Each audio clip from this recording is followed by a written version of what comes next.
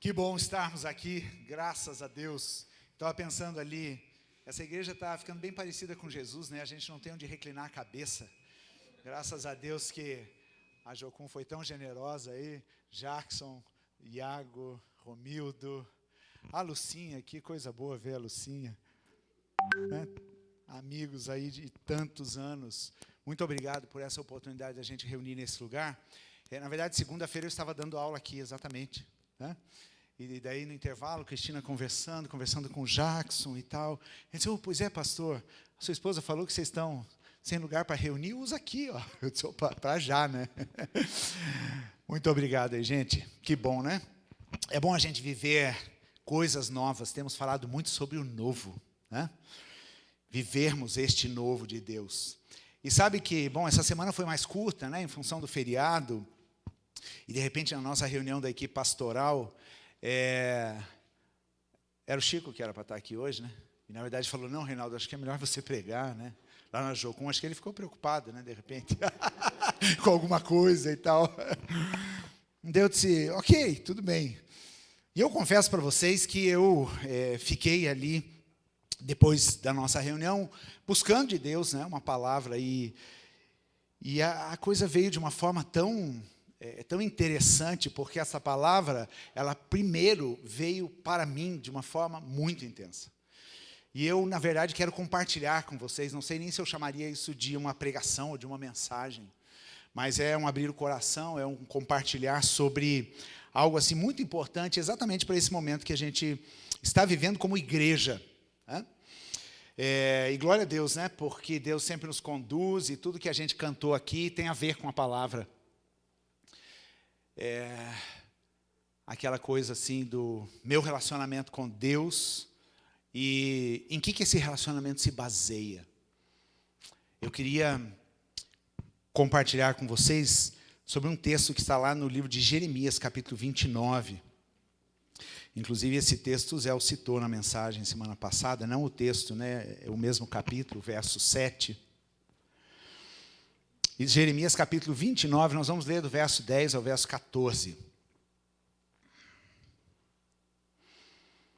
E a palavra diz assim, assim diz o Senhor, logo que se cumprirem para a Babilônia 70 anos, atentarei para vós outros, e cumprirei para convosco a minha boa palavra, tornando a trazer-vos para este lugar. Jeremias estava profetizando de Jerusalém. Grande parte do povo de Israel estava na Babilônia, em cativeiro, no exílio, num tempo de correção de Deus. E daí no verso 11 ele continua dizendo, eu é que sei que pensamentos tenho a vosso respeito, diz o Senhor. Pensamentos de paz e não de mal, para vos dar o fim que desejais. A gente gosta dessa parte, né? Para vos dar o fim que desejais. Então me invocareis, passareis a orar a mim, e eu vos ouvirei. Buscar-me-eis e me achareis, quando me buscardes de todo o vosso coração. Serei achado de vós, diz o Senhor, e farei mudar a vossa sorte. Congregar-vos-ei de todas as nações e de todos os lugares para onde vos lancei, diz o Senhor. E tornarei a trazer-vos ao lugar de onde vos mandei para o exílio. Feche seus olhos. E eu entendo que sempre que alguém se levanta para trazer a palavra do Senhor, o Senhor quer dizer algo para nós. Porque é o Espírito de Deus que fala conosco, por meio da palavra. Então eu quero te animar e te encorajar a você orar agora e falar, Deus, fala comigo de uma forma muito clara. Abra o seu coração, assim como já o nosso coração já está preparado para esta palavra. Afine os seus ouvidos, esteja atento à voz do Espírito de Deus. Pai querido, obrigado pela tua presença nesse lugar, Deus. Pai, obrigado, Jesus, porque todo aquele que quer te sentir e quer experimentar dessa presença, tem esse acesso por meio de Jesus Cristo. E nessa noite, Jesus, nós pedimos ao Senhor, abre o nosso entendimento, abre os nossos olhos espirituais, abre os nossos ouvidos. Nós queremos ouvir a palavra que procede da tua boca e do teu coração para nós nessa noite. E que esta palavra, ela gere vida, ela seja de fato, como ela declara, poderosa, viva e eficaz na nossa vida, Pai. Em nome de Jesus. Amém. Eu dei como título para essa mensagem, Mova-se para Deus. No dia 24, eu preguei exatamente nesse tema, mova-se. E ali eu usei aquela passagem de Êxodo, quando Deus fala para o povo marchar. Mas hoje eu quero falar sobre esse movimento para Deus. Esse mover-se em direção a Deus. Essa busca de Deus.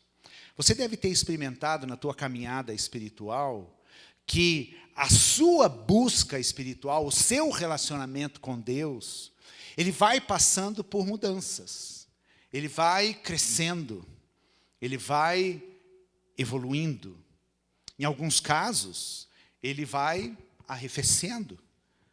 Ele vai se perdendo no meio da caminhada. E a gente precisa estar muito atento em relação a isso, porque todas as coisas da religião, elas colocam em nosso redor um aparato com tantas coisas que parecem tão espirituais, mas que muitas vezes não nos remetem a Deus e a este relacionamento de intimidade, esta busca de Deus por quem Ele é. A Érica contou um pouquinho aqui o testemunho dela, né? Porque quando a gente vai ficando velho, a gente vai lembrando das coisas do passado, né? Aquelas coisas bem antigas, né, Érica? E eu também quero compartilhar onde começou a minha história, né, de busca a Deus. E eu estava me lembrando aqui dos tempos de Ágape, Lucinha. Quando Ágape chegou aqui em Curitiba, em 1985. E quando nós começamos a conviver com um grupo de gente muito doida, mas que amava Jesus de um jeito, e eu aprendi muito convivendo com esses irmãos aí por pelo menos 4 ou 5 anos, até que depois Cristina e eu fomos para Jocum, no Rio de Janeiro. Foi um tempo de buscar Deus. Foi um tempo de desejar a presença de Deus simplesmente por quem Ele é. Querer conhecer a Deus. E eu lembro que tinha uma casa, uma das casas que o Ágape alugou na rua José de Meterco, fica ali no bairro do Bom Retiro. E eu lembro que eu pegava minha moto, eu ia para a casa do Ágape para eu poder ter o meu tempo com Deus junto com eles ali, porque eu sabia que eles ficavam a manhã inteira buscando a Deus, orando, cada um no seu canto. E eu ia para lá, e ali era o meu lugar do recolhimento, ali era o lugar da minha quietude, ali era o lugar onde eu fui aprendendo esta busca. Eu e a palavra, e meu tempo com Deus e oração. Só que essas coisas, elas precisam ser nutridas na nossa vida, não é verdade? Elas não permanecem para sempre. A gente vai tendo aprendizados, a gente vai tendo experiências, mas nós, em muitos momentos da vida, como a Érica falou no começo da ministração, e foi exatamente isso que Deus colocou no meu coração essa semana, Érica. Um desejo e um anseio pela presença unicamente de Deus e por um relacionamento com Ele unicamente. Não para nada, mas simplesmente por Ele, pelo Senhor, pela comunhão, por experimentar de Deus. Quando a gente pensa na seguinte pergunta, e você não vai responder, mas eu quero que você pense aí, o que Deus quer de você? O que Deus espera de você? O que Deus quer da sua vida? Quais são as primeiras coisas que vêm à nossa mente como resposta? Ele quer que eu evangelize meu vizinho, Ele quer que eu sirva, Ele quer que eu faça isso, que eu faça aquilo, que eu vá para missões, que eu largue tudo e vá servi-lo. Você já percebeu que sempre a nossa resposta a essa pergunta está relacionada com o fazer? Dá a impressão que a gente tem uma dívida, né? uma pendência com Deus, que a gente precisa sempre estar fazendo alguma coisa, né? E sempre quando a gente pensa assim, o que Deus quer de mim, né? Ah, Deus quer que eu renuncie tudo que eu tenho. Deus quer que eu faça isso, faça aquilo. Deus quer que eu atravesse a rua e fale de Jesus. Deus quer que eu tenha um coração disposto a servir. Deus quer que eu renuncie, abandone as coisas que muitas vezes podem me ser caras. São essas coisas que geralmente vêm à nossa mente. Mas o que Deus de fato quer de nós, será? E assim, quando a gente lê esse texto de Jeremias, a gente observa que uma nação inteira, por anos e centenas de anos, só foi se distanciando do relacionamento deles com Deus. Aquele relacionamento que existiu um dia lá atrás, na sarça, quando Deus fala com Moisés, aquela libertação tremenda do Egito, essas coisas ficaram para trás. Elas estavam no registro de uma memória, mas não tinham mais a ver com a vida daquele povo. E neste momento em que Jeremias está profetizando, aquela nação era uma nação idólatra. Fazia muitas coisas para a religião, mas o seu coração estava longe de Deus. E por isso eles sofrem a consequência do seu pecado. O afastamento, o distanciamento, o abandono da presença de Deus. O caos estava instalado na nação nesse tempo, gente. Quando a gente estuda Ezequiel, a gente vê que Ezequiel, Deus leva ele para dentro do templo. Ezequiel estava lá na Babilônia. E Deus, em visão, transporta Daniel para dentro do templo. E Deus fala para ele, olha, eu vou mostrar as abominações que acontecem aqui dentro deste lugar. As coisas da religião e do exterior não falam a respeito do meu relacionamento com Deus. A gente vive num mundo onde a gente é aceito baseado no nosso desempenho. E cada vez mais, isso é muito forte. Desempenho, resultado, performance. Essas são as palavras que regem o mundo hoje. E daí a gente vem para Deus, copia e cola, e a gente quer desempenho, resultado e performance. E isso tem uma raizinha também naquele sistema, né, de relacionar-se com as pessoas, que é o do merecimento. A coisa do meritório, da meritocracia. Eu já falei aqui algumas vezes, né? Eu não gosto dessa expressão, porque eu mereço. Mas essa é uma frase que todo mundo usa. Né? O que eu mereço de fato? O que Deus quer de nós não é uma troca. Ele não nos ama mais porque a gente tem um bom desempenho, uma boa performance nas coisas dele.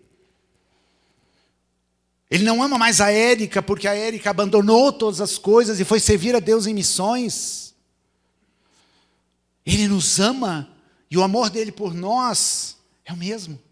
Não está baseado no mérito, no desempenho, no resultado. Deus não fica assim com um caderninho. Poxa vida, hoje você tropeçou. Mas nós nos relacionamos com Ele dessa forma. Nós nos relacionamos com Deus desta maneira. Puxa, deslizei. Deus não vai me abençoar. Né? Estou pedindo para ganhar na loteria e não vou conseguir. Né? A gente começa a associar e daí o relacionamento com Deus vira essa coisa da troca, do desempenho, essa coisa que não tem vida, que não tem conhecimento, que não tem intimidade e que está longe do amor. O que Deus quer de mim e de você é que a gente o conheça e o ame. É isso que o Senhor quer de mim e de você. A graça de Deus confronta esse padrão equivocado do mérito. E glória a Deus, porque eu aprendi essa lição há muitos anos atrás. Não é pelo que eu faço, mas é por causa unicamente de uma graça imerecida. A graça no meio da meritocracia. Porque eu não mereço de fato.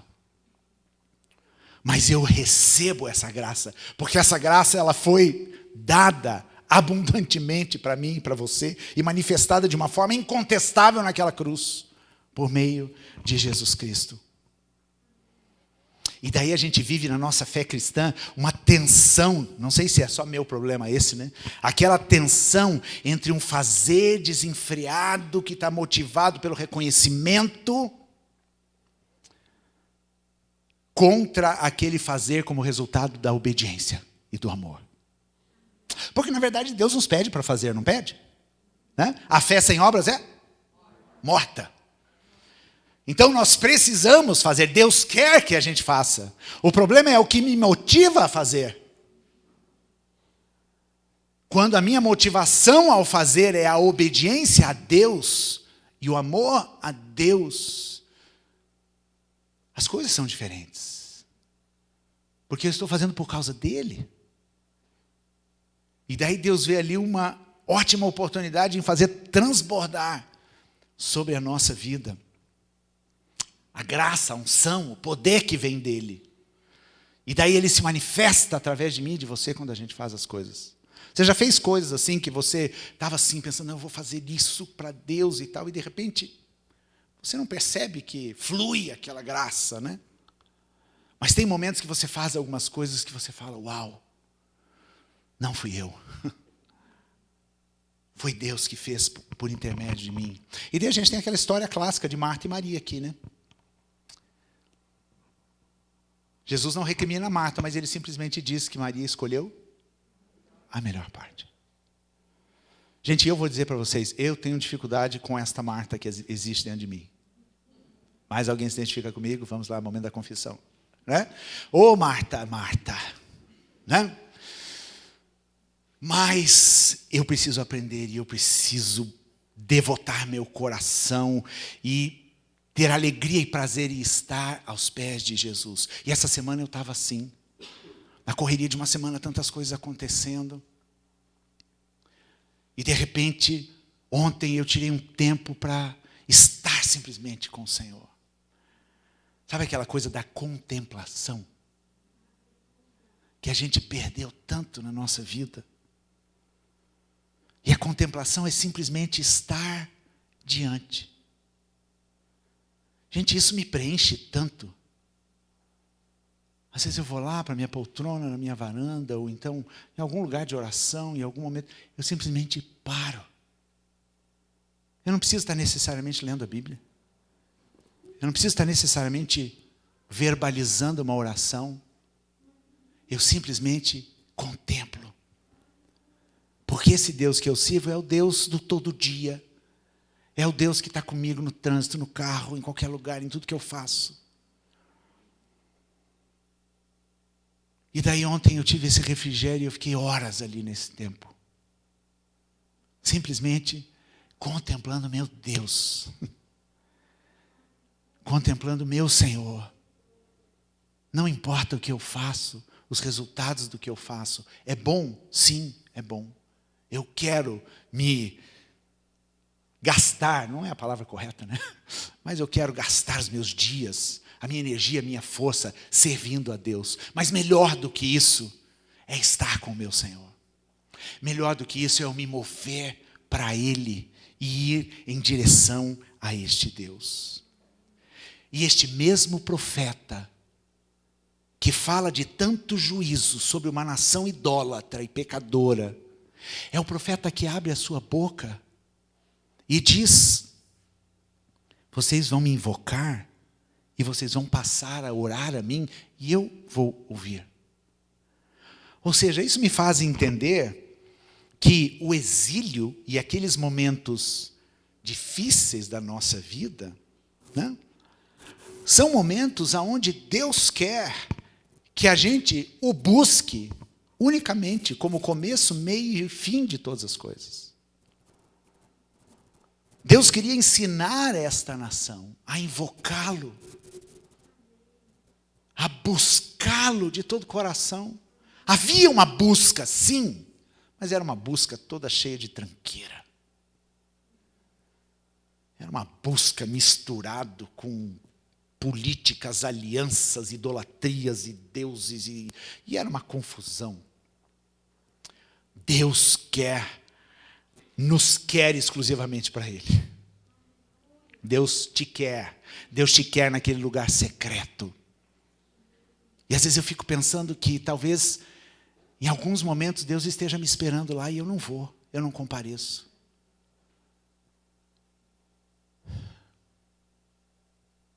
E nesse mundo louco que a gente está vivendo, eu estava conversando com o Romildo agora, antes de começar essa celebração, a gente percebe tanta gente se perdendo. Tanta gente perdendo a melhor parte.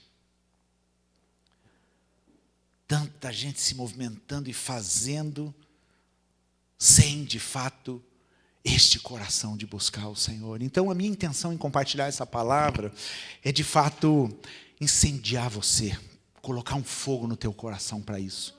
Muitas vezes na minha vida, na minha caminhada espiritual, eu ouvia palavras assim que eu não via a hora. Eu quero sair daqui, eu quero ir para Deus, né? Eu quero ir para minha casa, eu quero ir para o meu quarto, eu quero ir para o meu tempo de oração, eu quero ficar com o meu Senhor, eu quero desfrutar dEle, simplesmente desfrutar dEle. E eu quero que essa palavra te incendeie neste nível, este desejo de estar você e o Senhor, e você contemplá-lo, e você de fato o buscá-lo, não por nada, não para pedir nada, não com intenções de mudanças, de alterações, de mudar sorte, não, mas por causa dele, simplesmente por causa dele. E aqui esse texto, eu vou basicamente ficar aqui no verso 13 e 14. No verso 13 ele vai dizer: buscar-me-eis. Vai chegar um tempo. Deus, olha que Deus maravilhoso esse. Deus já contemplava isso.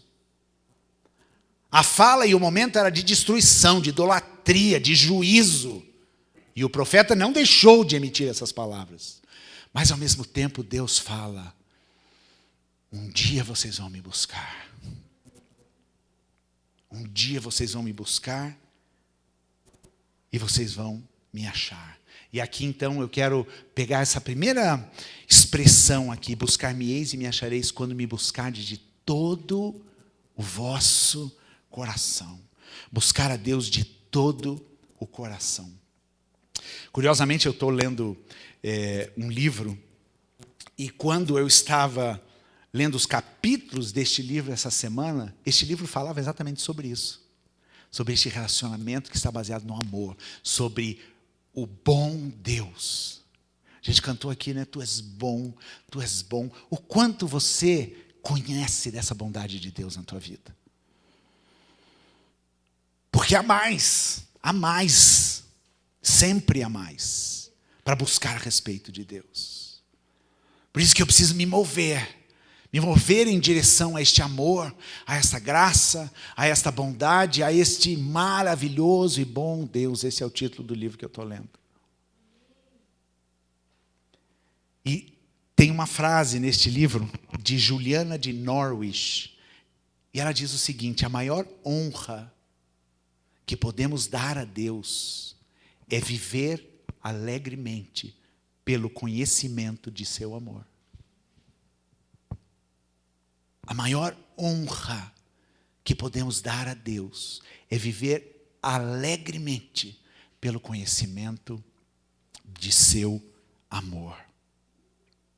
Do que você é capaz quando você ama? Já pensou nisso? As loucuras que a gente faz por causa do amor? Do que uma pessoa é capaz quando ela ama intensamente? Ela é capaz de deixar a Petrolina, né, e vir para Curitiba, quase congelar nesse frio. Deixa a Bela Vista do Paraíso, aquela, né, metrópole do norte do Paraná, e vem para Curitiba. Acho que o testemunho de vocês está parecido, hein, Mari? Né?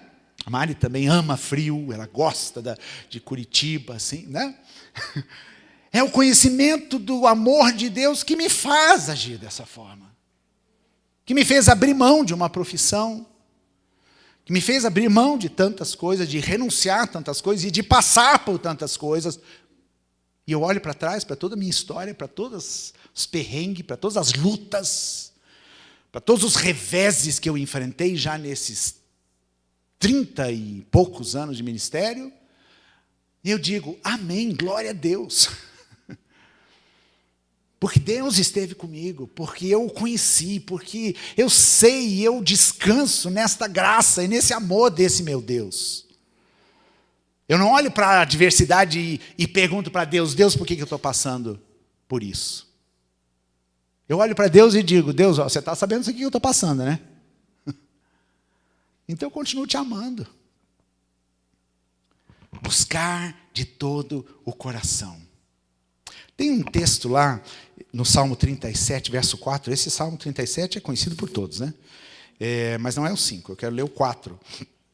E esse texto diz assim: agrada-te do Senhor,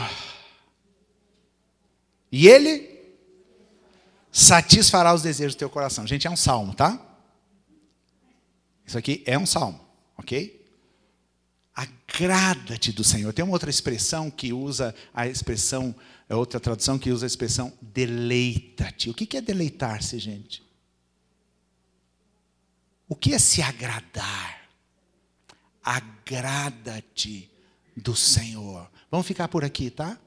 Porque a gente gosta do Ele satisfará, né? E eu não posso me agradar do Senhor achando que vai ser a minha moeda de troca para Ele se satisfará, ou Ele satisfará os desejos do meu coração. E a gente tem que sondar bem o coraçãozinho, né? Cada um tem que ir lá e sondar o seu coração para saber o que, né? Eu estou me agradando do Senhor, por quê? Porque Ele é meu Deus, porque Ele é meu Senhor, porque eu quero conhecê-lo, porque eu quero receber do seu amor. Assim como Deus se deleita em mim, eu devo me deleitar nele. Você acha que Deus se deleita em você? Tem umas cabecinhas bem tímidas. Deus se deleita em você? Deus se agrada de você? Sim ou não? Um simzinho bem fraquinho, né? Um sim meio... Acho que sim. Deus não haveria de se deleitar e se agradar da sua própria criação? Daquele que Ele fez? A Bíblia não diz que Deus amou o mundo de tal maneira. Isso não é se agradar? E eu vou te contar uma coisa ainda. Ele se agrada tanto de nós que estamos aqui, neste momento espiritual, religioso, todos que amam a Jesus e o seguem. E Ele ama com a mesma intensidade aqueles que estão agora numa situação bem complicada e não conhecem a Deus. É o mesmo amor. Eu não consigo entender isso. Você consegue? Mas é o amor de Deus. Então a gente precisa, nesse movimento para Deus, a gente precisa aprender a se agradar dEle, se deleitar em Deus. Vou dar algumas tarefinhas de casa para essa semana. Tá? Ó, meu genro vai ter que fazer a tarefa de casa, tá?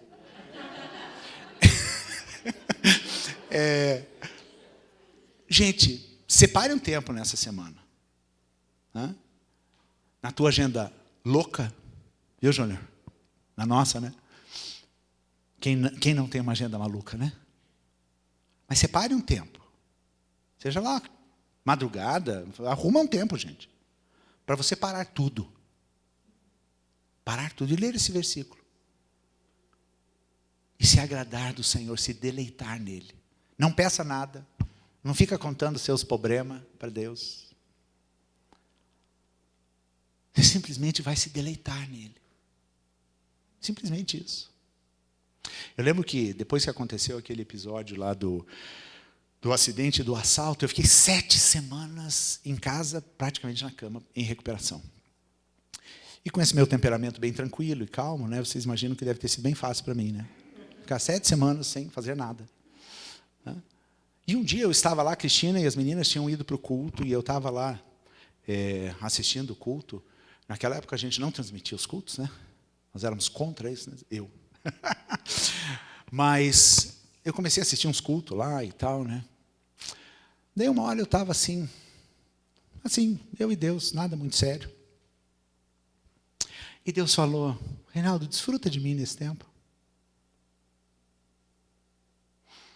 Eu disse: oh Deus, uma boa, aproveitar esse tempo assim. E foi assim que eu fui. E sabe o que ele me disse? Ele disse assim: você não precisa fazer nada para eu te amar e para você se deleitar em mim. Eu não me deleito em você só quando você vai lá, você prega, você atende crente, quando você vai visitar a gente e comprar produto para cesta básica, ou fazer isso, aquilo, aquilo outro. Não, eu não te amo por causa dessas coisas. Eu simplesmente te amo e me deleito em você porque você é meu filho. Você não gosta de ficar olhando para o teu filho assim? Minhas filhinhas. Né? Eu lembro quando elas eram pequenas, né, Cristina e eu íamos lá, a gente ficava olhando elas no bercinho. Ana Paula dormindo era um anjo, gente.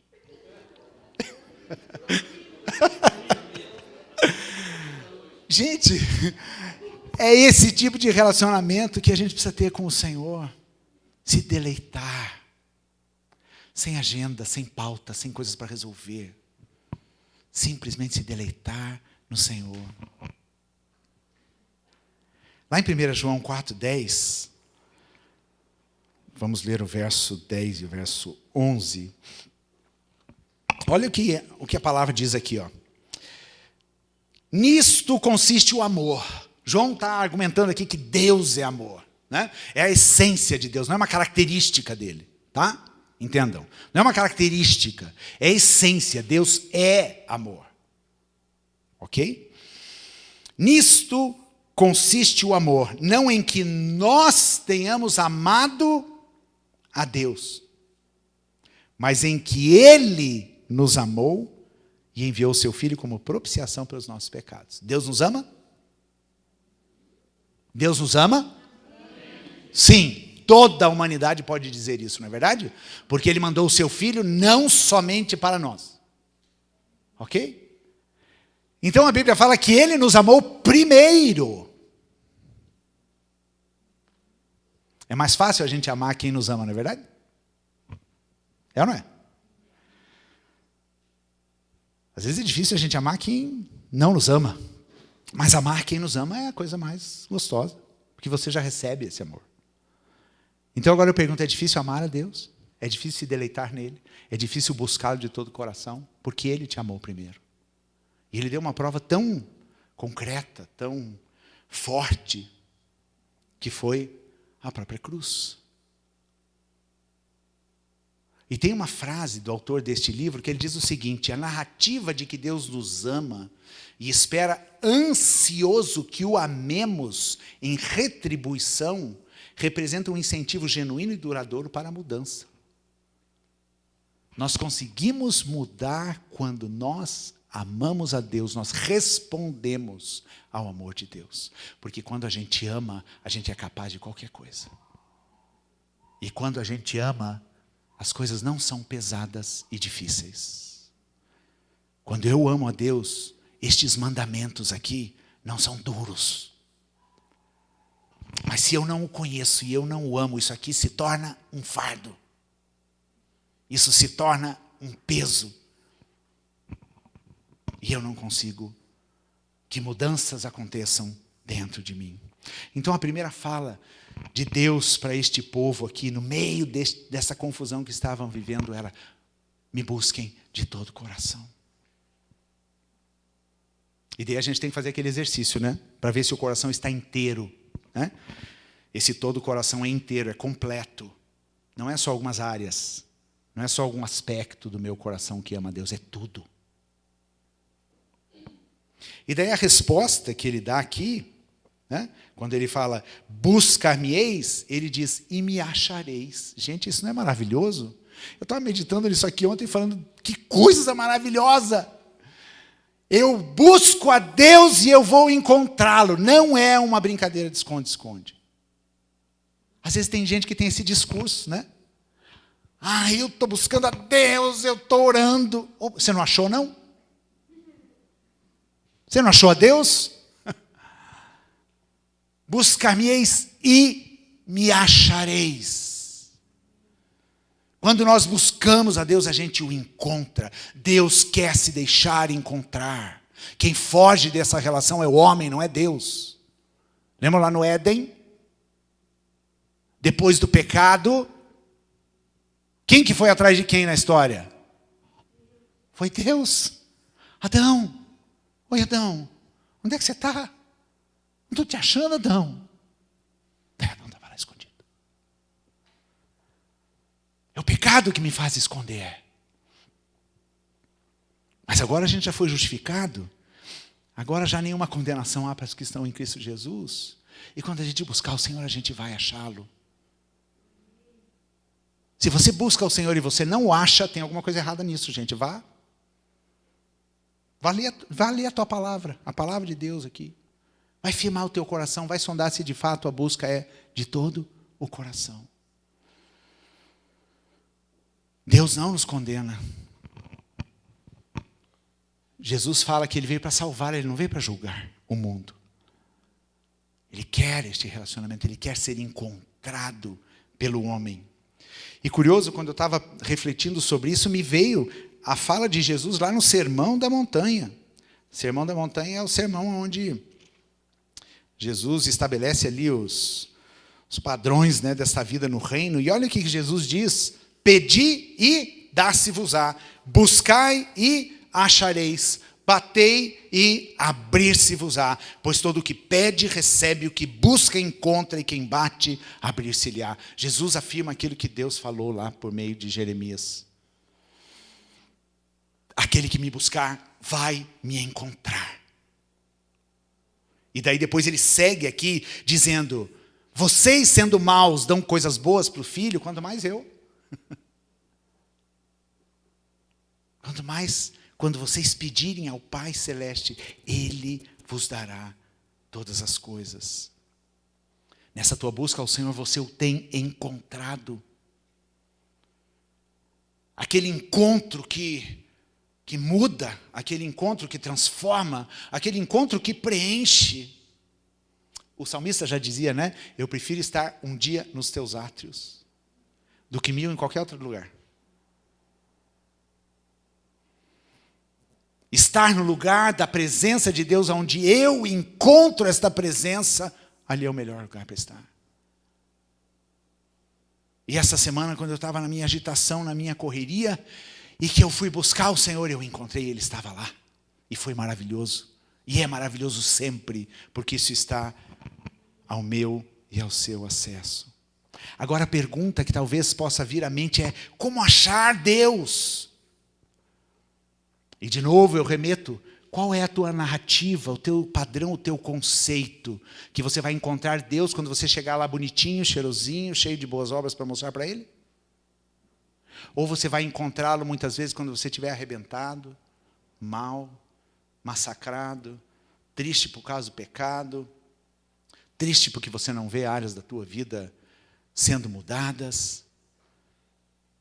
Será que existe alguma circunstância para encontrarmos a Deus? Não existe circunstância, existe motivo, e esse motivo é buscá-lo de todo o coração. Todos aqueles que buscaram a Deus de todo o coração o encontraram, porque nós o encontramos por meio da graça. Por meio da graça eu sei que Ele vai estar lá quando eu o buscar. Não depende de como eu esteja, depende dessa graça que me traz para perto. E há uma frase nesse livro que diz o seguinte: não é o meu pecado que me afasta de Deus. Cuidado, presta atenção até o final, porque senão você vai achar que eu estou falando uma heresia. Não é o meu pecado que me afasta de Deus, mas minha recusa da graça. É a minha recusa da graça, porque a gente tem esse senso, não tem? Quando a gente erra, é um senso de autopunição, é um senso da culpa, da condenação, da impressão que a gente precisa carregar aquilo, e aquilo é a nossa penitência, e a religião nos ensina isso. É a nossa penitência, a gente precisa carregar aquele defunto nas costas, para lembrar sempre, como Paulo diz lá, miserável homem que sou. Mas a gente acha Deus por meio da graça. Deste amor imerecido, deste favor imerecido que vem da parte de Deus. E daí o texto lá de Jeremias continua dizendo: serei achado de vós, diz o Senhor, e farei mudar a vossa sorte. Essa parte é maravilhosa, né? Pensa para aquele povo que estava indo para o exílio. Mas Jeremias já avisou aqui, ó, o seguinte, são 70 anos, tá? Não vai pensar que vai acontecer amanhã. 70. E tinha muito profeta falando: não, vamos diminuir, tá? 70 é demais, né? 70 anos. O exílio foi predito, irá acontecer. Deus está lá com vocês também, não se preocupe. Né? O busquem até neste meio do caos. Mas Deus está falando, eu vou mudar a sorte de vocês. Quem não quer ter a sorte mudada aqui, gente? Na nossa célula, né, Adri? A gente conversa e ora sobre tantas situações difíceis, caóticas muitas vezes, que você olha para a situação e pensa assim, só Jesus. Mas essa palavra diz que aquele que busca de todo o coração, o encontra e ele muda a sorte. E aqui vai o elemento da fé. Né? Porque no verso 11, Deus está falando para aquele povo que está lá no exílio, na Babilônia, longe de tudo, sofrendo por causa do seu pecado, né? Num momento que não estava sendo agradável, mas Deus diz, eu é que sei que pensamento tenho a vosso respeito. Pensamento de paz e não de mal, para vos dar o fim que desejais. Eu vou mudar a sorte de vocês. Quando vocês me buscarem de todo o coração, quando vocês vierem a mim e entenderem que o que eu quero de vocês é que vocês me conheçam e me amem. Deus pode e vai mudar a sorte daquele que o busca. E nós precisamos ter essa mensagem, vivermos essa mensagem e pregarmos essa mensagem. Porque senão o nosso Deus é mentiroso. Mas aquele que busca, ele muda a sorte. E certamente você tem uma história de sorte mudada, não tem, Jackson? História da sorte mudada, por causa dessa graça infinita do Senhor. Porque a gente o busca motivado pelo amor de quem Ele é. Gente, isso faz toda a diferença no nosso movimento para Deus. Faz toda a diferença. Quando eu busco simplesmente por quem Ele é. E daí Ele vai mudando a minha sorte. Ele vai endireitando os meus caminhos. Eu vou compreendendo os propósitos de Deus, mesmo no meio da confusão. Eu vou entendendo os desígnios dEle para a minha vida. Vamos pensar um pouquinho na parábola do filho pródigo. Só uma rápida menção, depois você pode ler um pouco sobre isso. O que aconteceu com aquele filho pródigo? Deus não mudou a sorte dele? Quando ele buscou o pai de todo o coração, não mais interessado no dinheiro, não mais achando que ele queria viver a vida lá fora sem estar naquela casa, mas quando ele voltou, a sorte dele foi mudada. Sem merecer absolutamente nada, porque o irmãozinho dele já estava ali, né, com chicote na mão para dar uma sova no menino. E daí eu estava lendo essa passagem do filho pródigo, na verdade, esse é o título que a Bíblia, que os editores dão, né? Talvez a gente podia dar um outro nome para essa parábola aqui. Mas diz o texto lá que ele viveu dissolutamente. Pensa, gente, você não merece uma sova um menino desse. Né? Vida dissoluta. O que é vida dissoluta? Desperdiçando, imprudente, extravagante, não estou nem aí, tenho grana, vou curtir a vida, sair, fazer acontecer. Este menino viveu desta forma. Ele saiu da casa do pai dele com este intuito. Né? Ele deu aquele decreto de morte, deixar tudo para trás, não quero mais saber de nada, eu quero a minha liberdade, e foi viver dissolutamente. Sabe o que significa a palavra pródigo? Aquele que esbanja. Aquele filho esbanjou. E chegou no lugar aonde chegou. E tem um autor, Tim Keller, que escreve um livro baseado nisso, e ele fala que, na verdade, essa parábola do Deus pródigo. Porque Deus esbanja mais do que o filho. Esbanja em oferecer para ele o anel, a capa e a sandália.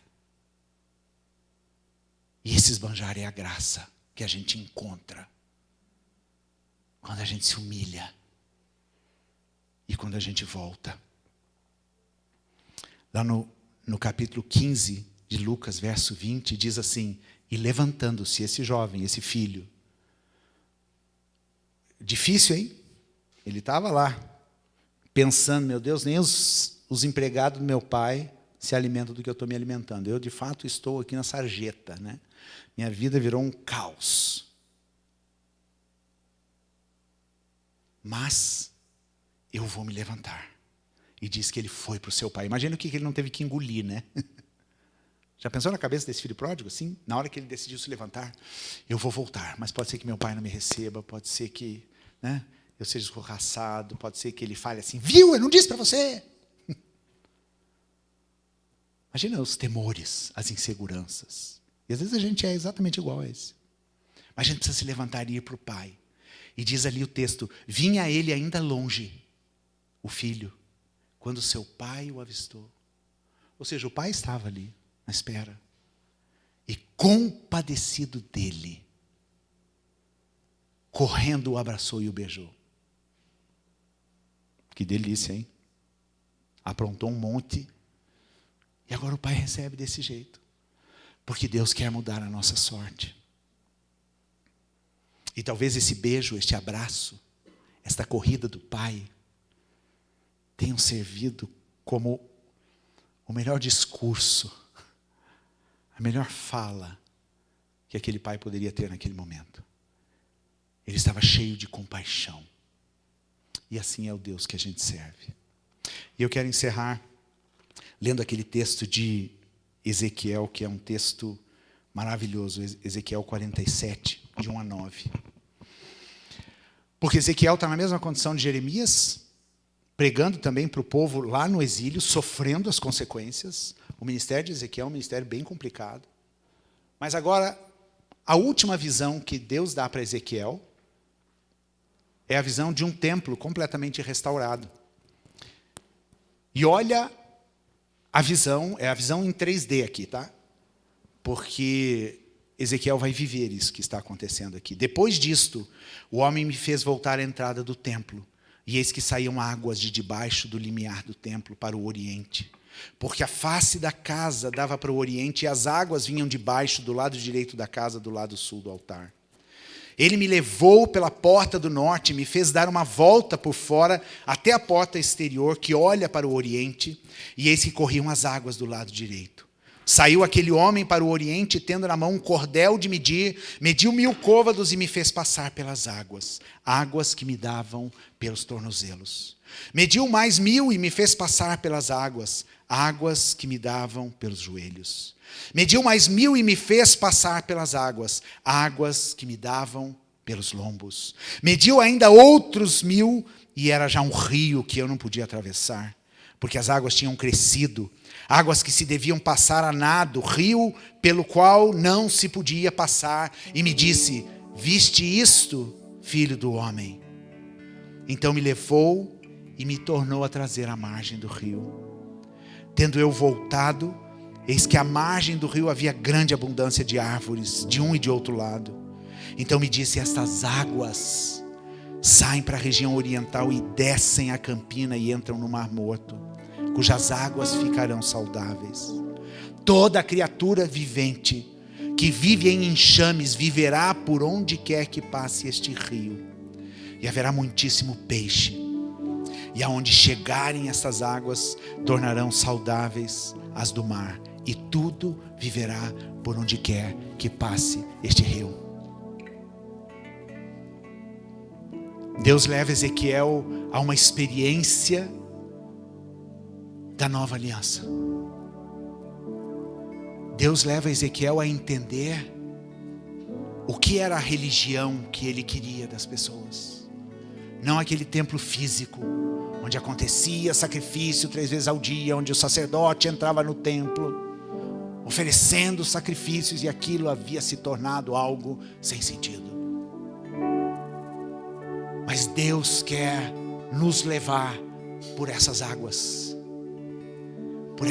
que curam. E nesta visão, Ezequiel é levado cada vez a águas mais profundas. E o propósito de eu compartilhar essa mensagem com vocês é porque nós estamos num tempo de mudança. Nós estamos mudando para um novo tempo. Nós estamos mudando para algo novo que o Senhor tem para nós. E a primeira coisa que a gente precisa buscar, o primeiro movimento que a gente precisa ter é um movimento para Deus.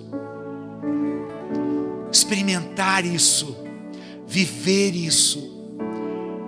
Se você já experimentou águas pelos tornozelos, então vá mais fundo.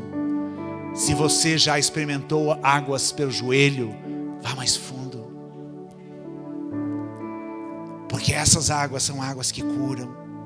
E essas águas que saem do trono de Deus, elas representam a própria presença do Espírito. O Espírito que flui, o Espírito que purifica.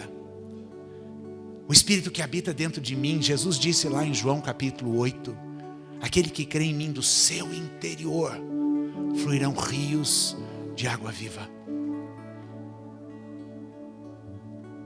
E eu quero dar uma última tarefa para vocês, que é um tipo de exercício muito praticado pelos pais do deserto, que eram pessoas que decidiam devotar a sua vida para buscar exclusivamente a Deus. E existem muitos movimentos na história da igreja, de pessoas assim, ascetas, né, que eles se separavam do mundo simplesmente para buscar a Deus. E esta prática era a seguinte: eles simplesmente iam para um lugar de silêncio com as Escrituras, e eles liam as Escrituras. Liam com vagar, fazendo as devidas pausas, ouvindo Deus, sentindo cada palavra. E eles liam 1, 2, 3, 5, simplesmente liam. E esse exercício é conhecido na história chamado de Lectio Divina. Ou seja, é aquela leitura que eu faço com que eu ouça com o coração. Então eu queria te convidar também nessa semana, são 2 tarefas, tá? A você pegar esse texto de Ezequiel e você fazer essa Lectio Divina, você se reservar num lugar tranquilo e você ler, e deixar que essas palavras entrem em você, e deixar que a palavra fale com você, que o Espírito fale contigo. Ouvir com o coração, não somente numa compreensão do intelecto. E que você não se esqueça de que o que Deus quer de mim e de você é que a gente o conheça e o ame. Ele quer isso. Ele quer uma resposta minha àquele amor que Ele demonstrou. Não se conforme com o que você já viveu de Deus até aqui. Certamente Deus tem coisas novas, e eu quero me mover nessa direção. Eu quero te convidar a ficar em pé para a gente cantar essa canção. Vem aqui, Érica. E essa canção é uma canção que fala, o refrão dela diz: eu venho me derramar. Essa é uma canção muito antiga, mas eu queria te convidar agora a você pensar em cada palavra desta canção. Porque assim como sempre as pessoas que nos ministram aqui nos dizem, né, que às vezes a gente canta coisa sem pensar direito, como aquela música que a gente cantou, Eu Me Rendo. Então vamos cantar essa canção agora, e ali você vai dar a tua resposta para Deus porque você ouviu, e dizer para o Senhor que você deseja buscá-lo de todo o coração, e que você sabe que nesta semana, hoje à noite ou nos próximos dias, quando você o buscar, você vai encontrá-lo, e Ele vai mudar a sua sorte. Mas você não está indo buscá-lo para que Ele mude a sorte, você está indo buscá-lo por Ele. Por causa dele, aquilo te basta. O mudar a sorte é uma coisa dele, não tua, nem minha. Como o apóstolo Paulo fala, a minha suficiência vem de Deus. Como eu desejo viver assim. Minha suficiência vem de Deus. Ele me basta.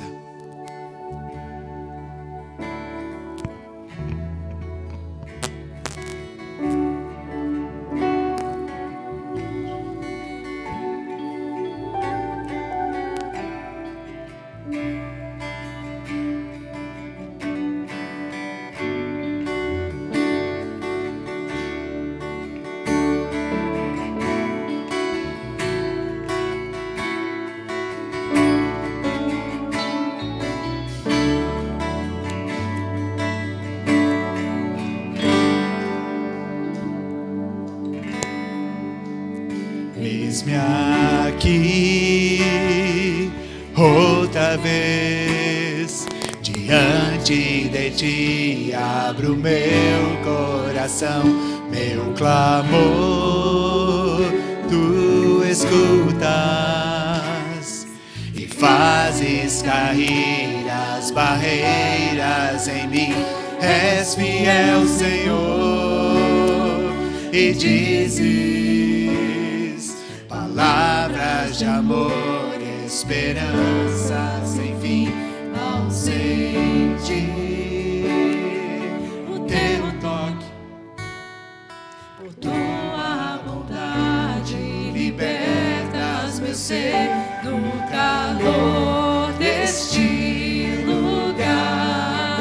Eu venho me derramar, dizer que te amo, me derramar, dizer te preciso, me derramar, dizer que sou grato, me derramar, dizer que és formoso.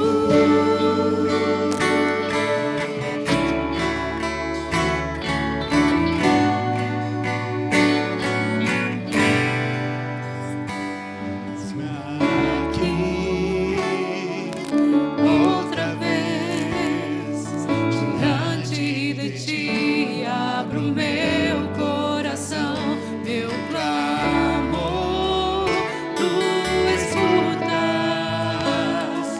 e fazes cair as barreiras em mim. És fiel, Senhor, e dizes palavras de amor, esperança sem fim ao sentir o teu toque. Por tua bondade libertas meu ser no calor deste lugar. Eu venho me derramar, dizer que te amo, me derramar, dizer te preciso, me derramar, dizer que sou grato, me derramar, dizer que és formoso, me derramar, dizer que te amo, me derramar, dizer te preciso, me derramar, dizer que sou grato, me derramar, dizer que és formoso.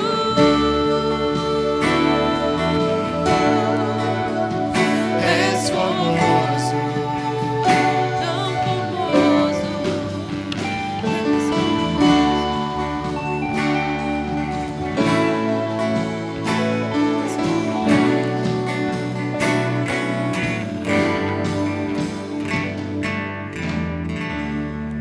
Senhor, nós escolhemos nessa noite, Jesus, a nos movermos na direção do Senhor. O Senhor que é a fonte de tudo aquilo que a gente necessita. O Senhor que é a nossa suficiência. O Senhor que é o amado da nossa alma. Jesus nos leva, Senhor, para este lugar de uma busca de todo o coração, Deus.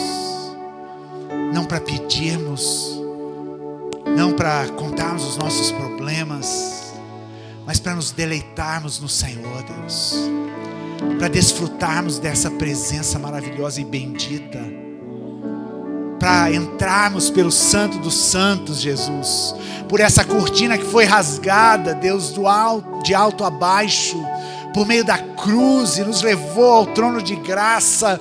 E a palavra diz: cheguem confiadamente diante deste trono, Senhor. E quando nós chegamos diante desse trono, Deus, o que nos resta é nos prostrarmos diante do Senhor, Deus, é tirarmos as nossas coroas, é te adorarmos, é contemplarmos a tua grandeza, Jesus, é sermos envolvidos, Senhor, por este ambiente de glória, de adoração, de louvor, essa presença santa do Senhor, Pai.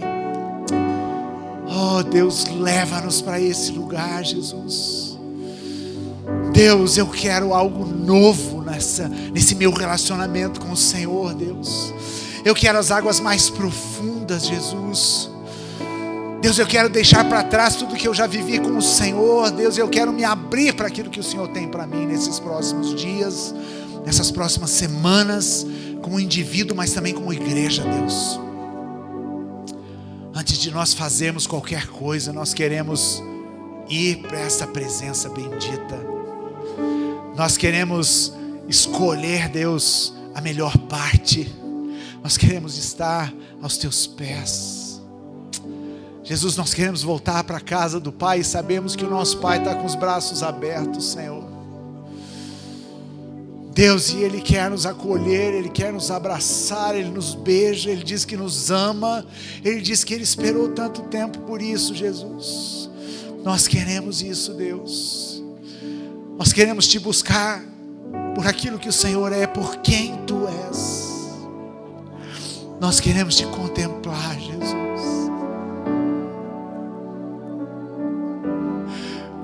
Nós queremos contemplar a beleza da Tua santidade, Deus. Nós queremos de fato, Deus, que este Rei do Universo possa encher o nosso coração, Jesus. Possa nos mover, Deus, para o perdido, Deus, com essa graça e com esse amor. Mas antes de qualquer coisa, o Senhor.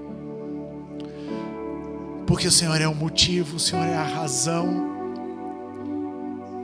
Nós queremos a Ti, Jesus.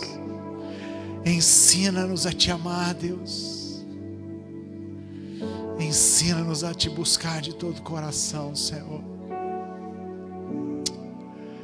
Obrigado, Jesus. Porque isso só é possível por esta graça. Por esse favor que a gente não merece. E nós queremos entrar por esse caminho, Jesus. Nós queremos entrar por esse caminho, Jesus. Louvado seja o Teu nome.